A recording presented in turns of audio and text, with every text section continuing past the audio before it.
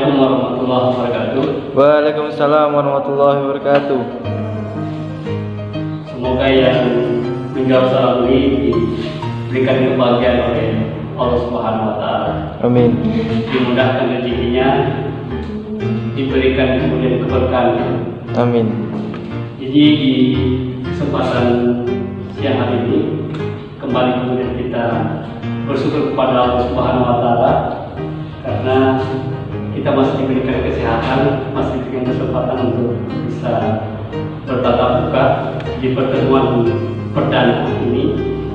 Jadi sebelum saya lebih jauh membahas tentang kontrak kuliah, kemudian pembahasan RPS, terlebih dahulu untuk lebih berkahnya pertemuan kita ini, maka kemudian kita awali dengan berdoa.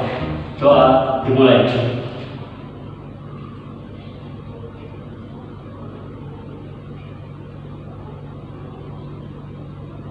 Selesai.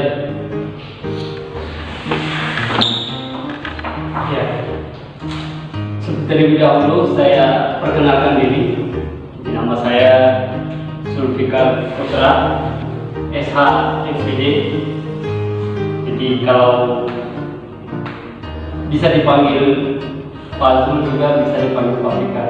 Karena kemudian banyak yang memanggil juga, bahkan ada yang memanggil Pak Putra juga. Jadi terserah yang mana.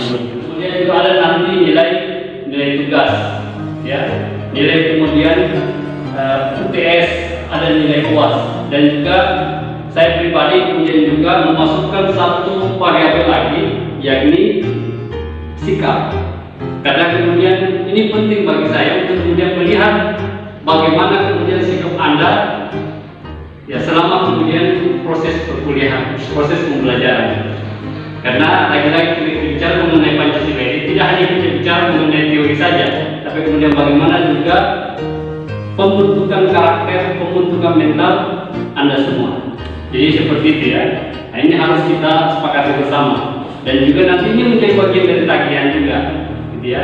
Karena misalnya atau ada yang contoh misalnya lebih mampu dia kemudian dari segi pengetahuannya misalnya, tapi kemudian sikapnya kurang bagus. Nah, ini juga bisa menjadi bagian dari pertimbangan. Atau misalnya sebaliknya, misalnya dari kemampuan akademiknya kurang, tapi kemudian sikapnya bagus. Ini juga bisa menjadi pertimbangan saya untuk memberikan nilai. Jadi intinya satu sama lain itu memiliki pengaruh, gitu ya. Jadi variabel-variabel itu yang nanti akan menjadi bagian dari tolak ukur saya untuk memberikan nilai kepada Anda. Nah, kemudian ya kedisiplinan ini juga saya anggap penting kemudian bahwa waktu yang sudah ditentukan di jadwal berarti kita harus komitmen, ya. Kalau misalnya ini bisa kita kasih toleransi 15 menit, gitu ya, 15 menit kemudian toleransi dari waktu yang ada. Lewat dari itu berarti ya kita sepakati dulu apakah kemudian Anda tidak masuk atau kemudian tetap masuk tapi tidak terhitung lagi hadir, atau mohon maaf misalnya Anda diapakan walaupun misalnya Anda hadir, gitu ya. Nah, ini bagian dari kemudian harus kita sepakati. Oke, saya kira itu. Kemudian hal yang berikutnya adalah yang juga menjadi bagian yang perlu diketahui bahwa untuk capaian pembelajaran di mata kuliah Pancasila ini secara umum itu mampu menerapkan pemikiran logis, kemudian kritis, serta menunjukkan kinerja mandiri dan bertanggung jawab. Ini hal yang untuk umumnya. Kemudian yang khususnya mampu menjalani konsep, landasan dan tujuan Pancasila. Jadi ini nanti yang kemudian kita akan bahas di pertemuan pertama ini terkait mengenai konsep Pancasila, kemudian landasannya serta tujuan Pancasila itu sendiri. Kemudian mampu menjelaskan Pancasila dalam konteks sejarah perjuangan bangsa Indonesia. Ini nanti saya akan jelaskan di pertemuan selanjutnya, pertemuan kedua dan seterusnya. Karena di bagian pembahasan ini ada beberapa bagian lagi yang kemudian nanti akan dibagi, akan dibahas. Ketiga, memiliki kemampuan dan tanggung jawab intelektual dan mengenai masalah-masalah yang ada di sekitarnya, memberi solusi. Nah, ini diharapkan kemudian mahasiswa ini bisa memberikan solusi, menjadi problem solving, memecah masalah dari masalah-masalah yang ada di masyarakat. Jadi posisi Anda adalah orang yang kemudian mampu bisa memberikan pemecahan masalah. Ya. Berikutnya, mampu menjelaskan dasar-dasar kebenaran bahwa Pancasila itu adalah sebuah ideologi seperti yang kemudian sesuai dengan bangsa Indonesia yang majemuk.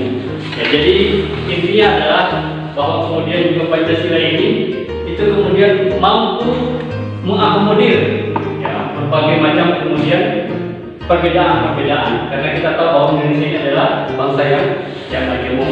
Kemudian mampu mengimplementasikan, mampu merealisasikan, mampu mewujudkan sebuah nilai-nilai Pancasila dalam tataran kehidupan. Jadi tidak hanya sekedar konsep saja, tapi memang kemudian pengoperasian nilai Pancasila ini itu kemudian mampu kemudian dijalankan dalam kehidupan. Ya, sebagaimana contohnya misalnya kita dalam berkehidupan itu sebenarnya kita sudah menerapkan nilai-nilai Pancasila. Kita kemudian sholat 5 waktu misalnya yang beragama Islam, berarti dia sudah menerapkan nilai-nilai Sila pertama. Kemudian saling menghargai sesama temannya misalnya. Kemudian senantiasa memperhatikan yang namanya sebuah persatuan, saling membantu, gotong royong, itu adalah nilai-nilai sebuah persatuan. Kemudian dalam hal kemudian mengerjakan atau membuat sebuah keputusan, maka Anda berdiskusi dulu, Anda bermusyawarah dulu sebelum kemudian memutuskan sebuah persoalan. Anda sudah mengamalkan sila-sila keempat. Kemudian Anda berlaku adil pada semua orang misalnya. Anda sudah mengamalkan sila-sila kelima. Jadi apa yang kemudian kita lakukan selama ini itu sebenarnya sudah mencerminkan sebuah perbuatan yang kemudian ada dalam nilai-nilai Pancasila itu. Yang keenam, memiliki karakter ilmuwan dan profesional Pancasilais yang memiliki komitmen kemudian atas kelangsungan hidup dan kejayaan negara kesatuan Republik Indonesia. Ini bagian dari tujuan khususnya. Kalau kita bicara masalah konsep Pancasila berarti ya kita bicara bagaimana tentang Pancasila itu untuk kemudian dijabarkan dalam kehidupan, tidak hanya kemudian bernegara, tapi kemudian juga berbangsa, tapi lebih juga kepada bermasyarakat. Nanti coba kita lihat dalam perjalanan sejarah. Ya, sesungguhnya kemudian nilai Pancasila itu sebagai penanggung bangsa. Kita tahu bahwa kemudian Pancasila ini kemudian itu muncul itu dari kemudian kalau bahasa Soekarno kemudian bahwa Pancasila itu lahir dari sebuah nilai-nilai yang digali di masyarakat. Nilai-nilai yang digali di masyarakat. Jadi apa-apa yang kemudian yang menjadi bagian dari kebiasaan masyarakat Indonesia pada saat itulah kemudian dikumpulkan. Jadi bukan hanya seorang Soekarno saja, walaupun di bangsa ini juga, ya walaupun kemudian finalnya kemudian itu Soekarno yang ini. Tapi lagi-lagi kemudian ide-ide itu nanti berkembang. Jadi bukan kemudian kalau bahasanya menemukan Pancasila, tapi kemudian menggali. Jadi ada kan bahasa yang kemudian mengatakan bahwa Soekarno itu yang menemukan Pancasila, gitu ya. Bukan menemukan tapi menggali nilai-nilai. Berarti menggali itu sesuatu yang sudah ada tapi kemudian digali. Ibaratnya seperti harta karun, gitu ya. Harta karun itu kemudian mau ditemukan maka harus digali. Kalau hanya sekedar dilihat saja tidak bisa kita temukan harta karun. Harta karun yang maksudnya itu adalah sebuah nilai yang begitu sangat luar biasa. Nilai-nilai yang kemudian akhirnya menjadi bagian dari kepribadian bangsa Indonesia. Ya, gitu ya. Cara yang pertama, cara masalah kepercayaan kepada Tuhan. Itu tercermin dalam sila pertama. Bahwa kemudian memang sebelum kemudian munculnya ide, munculnya kemudian rumusan Pancasila ini sebagai dasar negara, bahwa memang jauh sebelumnya bangsa Indonesia, masyarakat Indonesia itu sudah mengenal yang namanya adanya Tuhan. Bangsa yang bertuhan, bukan bangsa yang tidak bertuhan atau ateis. Nah ini sehingga kemudian sila pertama itu mencerminkan karakteristik sesungguhnya masyarakat Indonesia, bahwa masyarakat Indonesia itu adalah masyarakat yang memiliki Tuhan, mempercayai adanya Tuhan. Makanya kemudian dalam simbologi itu ada lima agama. Sampai sekarang juga kemudian ada tambahan lagi satu agama, yakni agama Konghucu yang kemudian diresmikan oleh Presiden keempat ya, Persatuan Jadi bagaimana kemudian kita bisa menjalankan sebuah misi atau kemudian bisa memudahkan kita dalam bekerja, maka yang namanya kemudian kerjasama, gotong royong itu sesuatu hal yang mesti kita lakukan. Dan ternyata kemudian hal itu sudah lama dipraktikkan oleh orang-orang kita terdahulu. Bagaimana kemudian mereka budaya gotong royong itu luar biasa. Mereka kemudian bahu-bahu. Ada filosofi kalau orang Buton itu mengatakan angkat-angkatakan, gitu ya, saling angkat-mengangkat gitu. Angkat-mengangkat dalam artian adalah saling membantu, meringankan beban dari orang lain. Itu filosofinya. Ada juga pembinci-binci dibully, gitu ya. Walaupun bagaimana saya juga lama di Buton, naik di Buton, sehingga beberapa filosofi itu juga kenal pada saat kemudian duduk di bangku sekolah. Dan masih banyak lagi falsafah-falsafah yang lainnya. Ya, gotong royong, kemudian musyawarah. Dan ini juga kemudian tidak hanya berlaku di masyarakat saja, tapi kemudian juga dalam bernegara. Bagaimana kemudian sebelum memutuskan sebuah keputusan, maka ada namanya musyawarah untuk mencapai kata mufakat. Jadi sebelum kemudian disepakati, dimusyawarahkan dulu. Nah, ini bagian dari kemudian kalau bahasanya nilai-nilai yang kemudian ini terus kemudian digelorakan. Kemudian ya solidaritas, gitu ya, keadilan sosial. Nah, ini juga kalau kita bicara masalah sebuah keadilan, ya tentunya banyak variabel yang kemudian itu harus dilihat. Tapi salah satu kemudian tolak ukurnya orang itu kemudian adil kalau kemudian dia sudah mendapatkan kesejahteraan, gitu ya. Karena biasanya kan bagaimana kemudian dia bisa mengatakan adil tapi kemudian dia masih diintimidasi. Katakan adil tapi kemudian dia masih dimarginalkan, dipinggirkan dan seterusnya. Dan di sini kemudian konsep di negara kita itu kemudian mengakomodir semuanya, bahwa kemudian bagaimana mewujudkan keadilan sosial bagi seluruh rakyat Indonesia, bukan bagi seluruh masyarakat Jawa, bukan bagi seluruh masyarakat Sulawesi, bukan bagi seluruh masyarakat Sumatera, tapi seluruh rakyat Indonesia. Itu luar biasa. Jadi memang orang-orang terdahulu ini sudah memikirkan jauh ke depan, bahwa kemudian untuk mengelola negara yang namanya Indonesia ini yang begitu banyak sukunya, banyak latar belakangnya, berbagai macam karakternya, maka harus disatukan di sebuah nilai-nilai. Nilai-nilai yang memang itu diangkat dari kebiasaan masyarakat Indonesia. Karena yakin saja jika kemudian hal itu tidak diangkat dari nilai-nilai masyarakat Indonesia, maka akan terjadi benturan dan benturan. Akan terjadi kemudian saling gesek-menggesek. Walaupun kondisi seperti ini, ya masih ada saja orang-orang yang tidak bertanggung jawab mencoba untuk merongrong Pancasila ini. Ya. Nah, bagaimana kemudian kejadian G30 SPKI sebagai bukti sejarah. Jadi Anda tidak boleh kemudian melupakan sejarah. Bagaimana kemudian pemberontakan G30 SPKI. Jenderal-jenderal itu adalah bagian dari simbol negara pada saat itu. Hendak untuk kemudian menjadikan kemudian komunis itu sebagai ideologi Indonesia, menggantikan Pancasila, diganti dengan ideologi komunis. Tapi ya inilah juga kesaktiannya Pancasila. Kesaktian yang dimaksud dari tadi karena dia sudah mengakar dalam kehidupan masyarakat Indonesia. Karena kalau dia hanya sebatas kemudian hafalan, maka selesai sudah. Tapi karena itu adalah bagian dari kebiasaan, jadi kalau ibaratnya sudah menyatu, nilai-nilai Pancasila itu sudah menyatu dalam raga masyarakat Indonesia. Ya, sehingga kalau kita bicara masalah nilai-nilai misalnya penyimpangan itu tidak boleh, bahwa itu adalah sesuatu yang dilarang oleh Tuhan.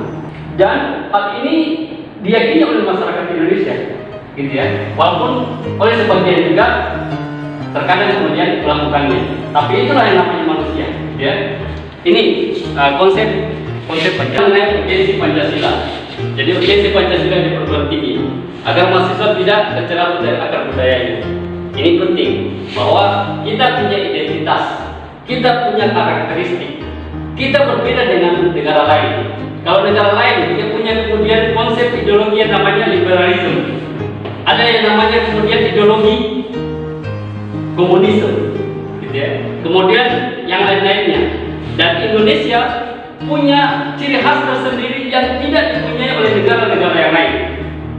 anti tidak sesuai dengan karakter masyarakat mereka di negara-negara yang lain. Ya, kemudian dapat memperkuat jiwa kebangsaan mahasiswa. Nah, ini juga kayaknya ada namanya pemuda Pancasila, gitu ya. Itu kemudian konsep awalnya itu adalah bagaimana kemudian pemuda ini betul-betul tidak hanya sekedar mengetahui tentang Pancasila, tapi kemudian mampu menerapkan nilai-nilai Pancasila di dalam kehidupannya. Dan memang sebenarnya kalau kita mau jujur, apa yang kita sudah lakukan itu sudah tercermin pada nilai-nilai Pancasila. Misalnya kita kemudian saling menghargai orang lain, itu adalah bagian dari nilai-nilai kemanusiaan. Kita kemudian sebelum berdoa misalnya, sebelum kita belajar misalnya, kita berdoa. Hanya saya tadi lupa ya, mesti tadi kita berdoa dulu. Ya, itu adalah bagian dari sebuah cerminan dari nilai ketuhanan. Ya, nilai ketuhanan. Jadi apa yang kita lakukan ternyata itu adalah sesuatu yang sudah ada dalam nilai-nilai Pancasila. Hanya terkadang kemudian kita tidak sadari. Gitu ya. Misalnya juga orang yang kemudian berbagi sama orang lain, ya, memberikan rasa keadilan. Itu juga kemudian adalah bagian dari penerapan dari nilai-nilai Pancasila. Dan masih ya, banyak lagi sebagai pembentukan civic, politician dan seterusnya. Oke? Kita bicara masalah dasar hukum itu, ya kita bicara masalah surat keputusan, gitu ya.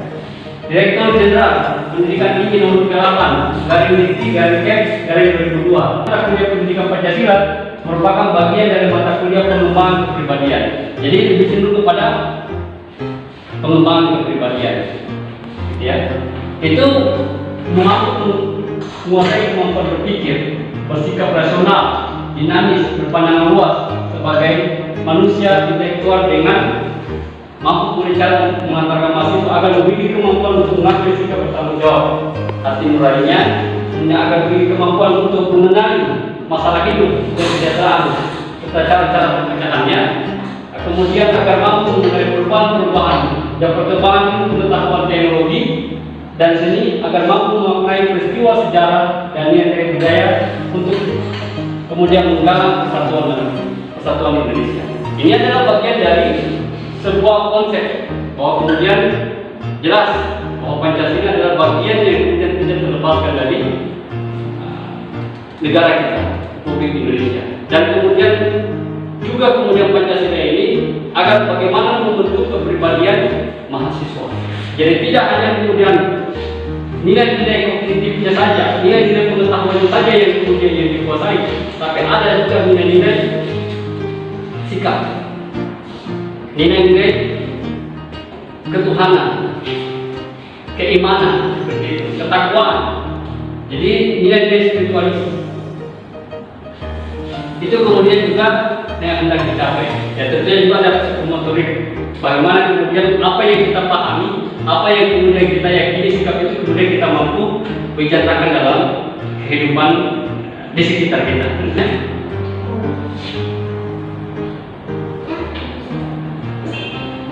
Apakah Pancasila dapat berubah dengan ditiadakan? Tidak. Coba apa alasannya? Silakan ke tangan saya ini.